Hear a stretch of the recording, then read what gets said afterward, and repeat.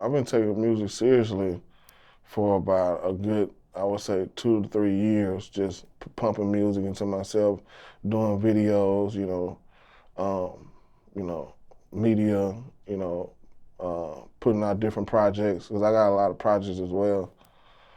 So just probably about a good 2, 3 years. In these 2 or 3 years, hmm ever signed a recording contract? No, I've never signed a recording contract, but I've had an offer from Atlantic Records for a single deal before. But I was at that time I was in Iraq. What was in Iraq? I got shipped to Iraq. I was in the military as well. I'm a veteran. What branch? Army. And how long did you do? I just did my 8. Yeah. 8 years. Yeah. Honorable. Yeah, honorable discharge. Okay. Yeah.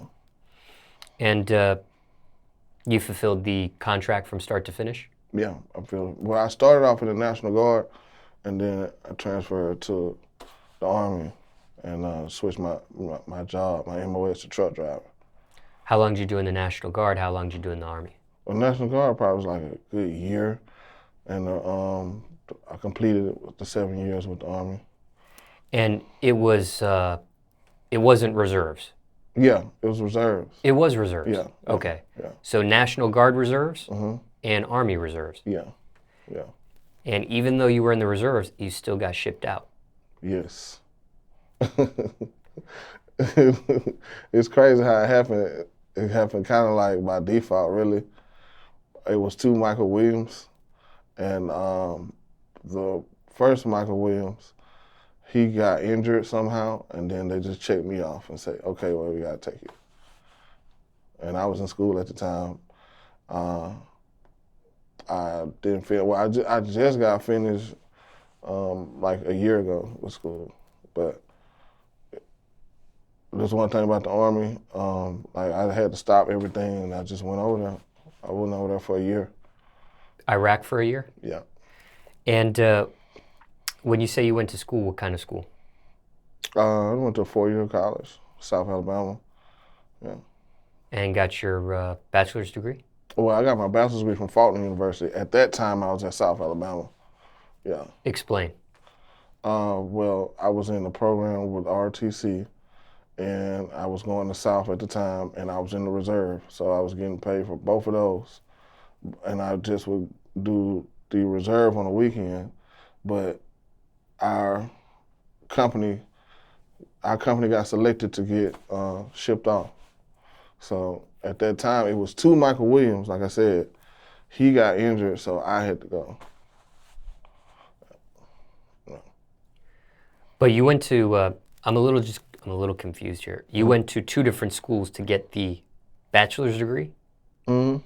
So how much time did you do at one school, and then how much time did you do at South Alabama? Well, once I got shipped from South Alabama, I stopped going there. When I came back, then I started finishing school when I came back from Iraq. I went over there a year. I stopped, had to go over there a year. I didn't go back to South. I went back to another school. South Alabama. No, I started at South. I went back to Faulkner. No, I went to Faulkner. I'm sorry. I went to Faulkner. Super confused. Break it down. Okay, Nice I and was simple at for me. South Alabama. First? Yes, first. Okay. Did a year there? Yeah, I got deployed. Freshman year? Yeah. Okay. I got deployed. All right. And then once I got deployed, then I just went to another school. I didn't go back to South. I went to Faulkner. Okay. Yeah. And you do your sophomore year there? Mm-hmm. Your junior year also? Mm-mm. I transferred to another school. I've been to a lot of schools. You have? Yes. Why a variety of schools? Why not just stick with the original school or the second school or? Well, at the time, when I first started, I had a miniature scholarship to that school, but I just didn't go back to that school. So I tried to go to another school. I didn't get selected to that school, so I went to A&M. I went to A&M, I went to South, and I went to Faulkner. Those are the 3 schools? No, A&M, South, Faulkner, Jarvis Christian College. I just got more confused. Don't even get into that. Yeah, Don't I even think I'm get gonna it. leave it right there. Yeah, just leave it there, bro. I'm gonna leave it Just right leave it there. there. Just know I graduated from Faulkner University. And you got a bachelor's. And I have a bachelor's in business. Okay. Okay, yeah. Now, I know previously in this conversation, you said people had thought it was lame for you to have a job, 9 to 5, and be a recording artist. Do people also have an opinion of it being lame that you have a degree and you're a recording artist? Some people do. Some people do. But I don't care about their opinions. I mean, like I said, I don't knock people for doing illegal or illegal. You know what I'm saying? So I just wanted to learn the knowledge behind business, period. Like I'm using music as a stepping stone into other areas of music.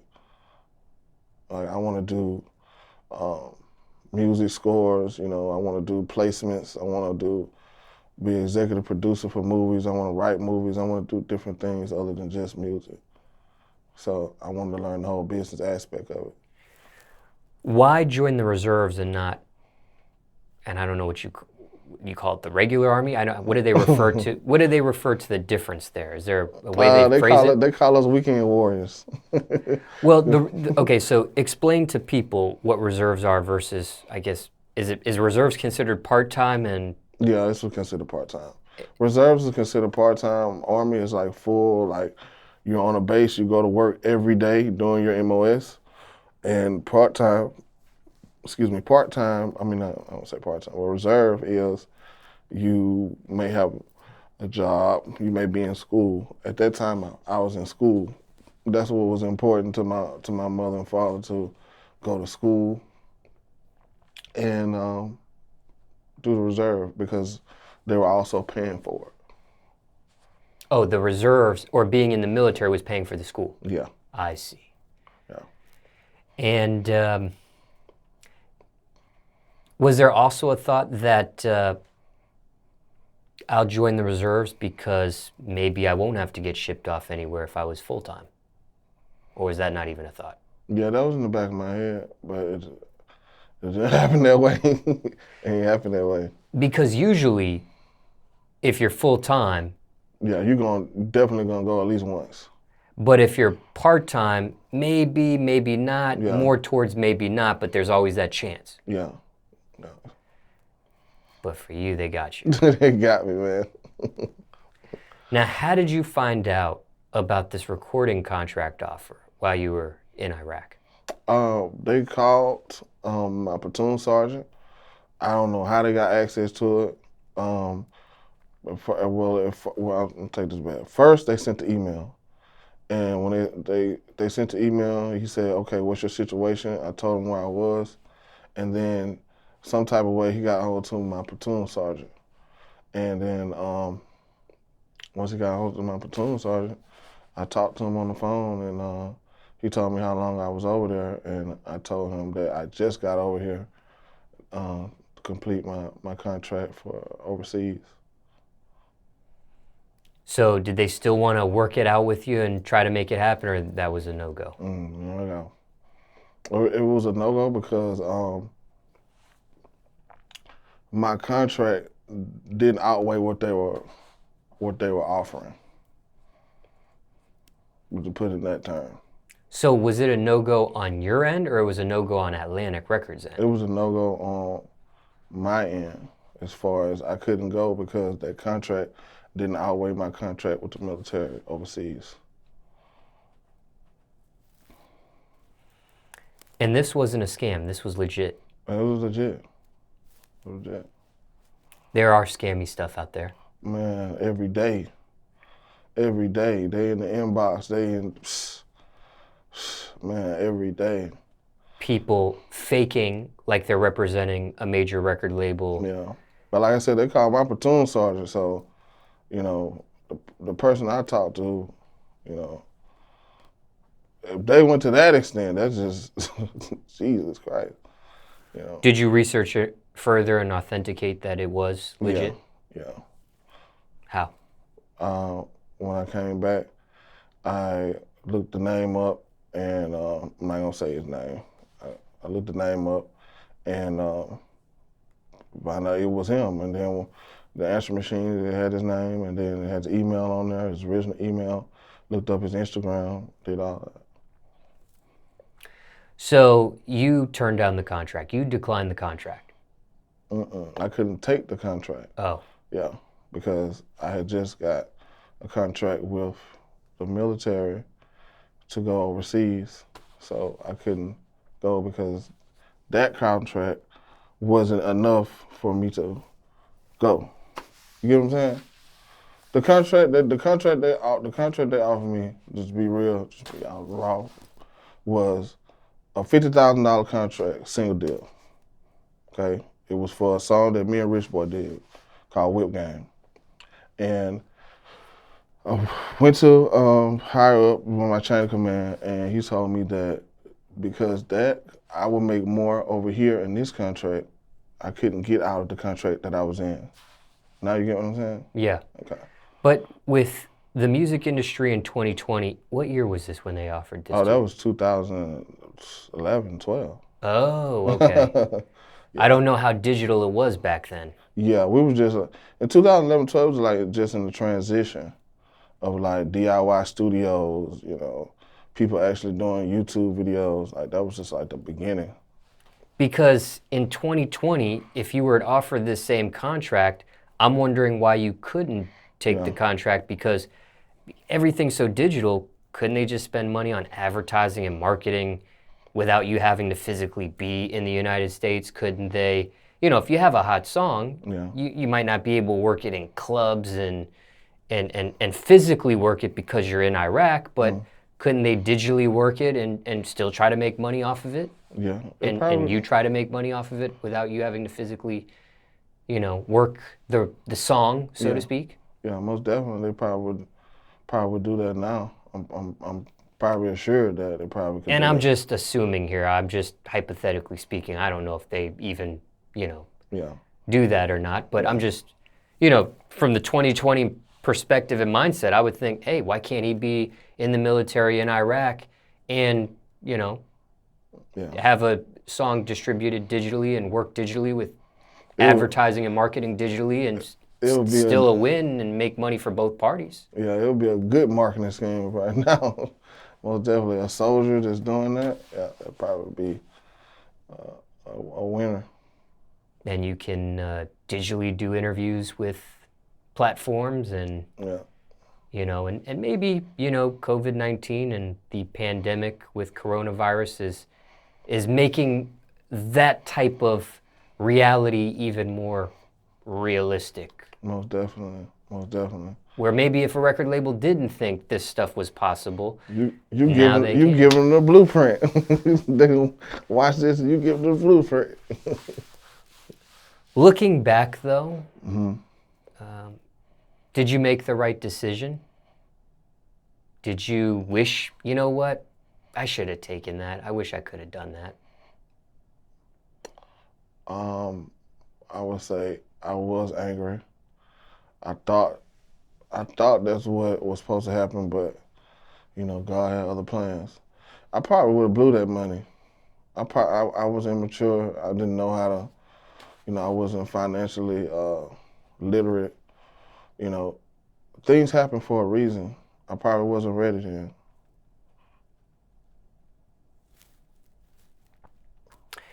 Did you ever hit up that person from Atlantic when you did get back to the States and say, hey, what's up? Yeah, I got an answer machine. Secretary answer machine. If this person, who you did not name, is watching this interview by chance, something you would say to him? Anything you would say to him? No, I'm gonna say that. I'm not tripping. You know what I'm saying? I'm not tripping about that, you know. As of now, I'm kind of glad that it happened that way because at this point, I want partnership anyway from what I have going on. And, you know, okay, if a deal is lucrative, I'm not saying I wouldn't take a deal, but if a deal ain't lucrative enough for me to have creative control and do what I want to do, and I'm not going to take it anyway. So I think like that, you know, every loss isn't a loss. You know, it's a lesson. You got lessons in different things too. Do you feel validated or some sort of flattery because even though you didn't take this deal, you weren't able to accept the deal, just being offered and thought about and considered for a deal from a major record label like Atlantic, is that some sort of validation to you? Is that some sort of flattery to you? At first it was, but now it's not. At first, you know, of course, at first, you know, I'm young, you know, I'm excited. I'm like, yes, you know, wow, they hit me up. Everybody's noticed my music. And, you know, now it's just like, okay, because it's just so many different scams and different people. And like you said, it doesn't like flatter me anymore. But back then, yeah, truthfully, yeah, it did. And this was a song featuring Rich Boy. Yeah, Whip Game. How'd you guys link for that? We linked up through a DJ of mine, DJ Full Moon. Shouts out to him. He linked us up, and actually, I paid for that feature. I sent him the money. I had my father give him the money, and he recorded the song. And then I came back from my 2 weeks break from Iraq, and we did the video. Yep. And he, like I said, Rich Boy, one of the most solidest.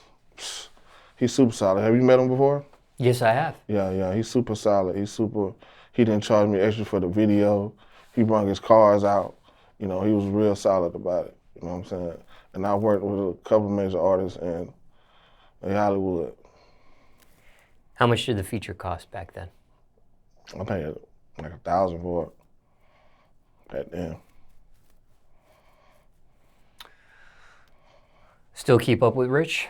Oh yeah, I got his number on my phone. Yeah, he give me advice every once in a while, and like I said, we've done a lot of songs after that. After that, he stopped charging me for features because he seen I was serious, and we have a cool relationship.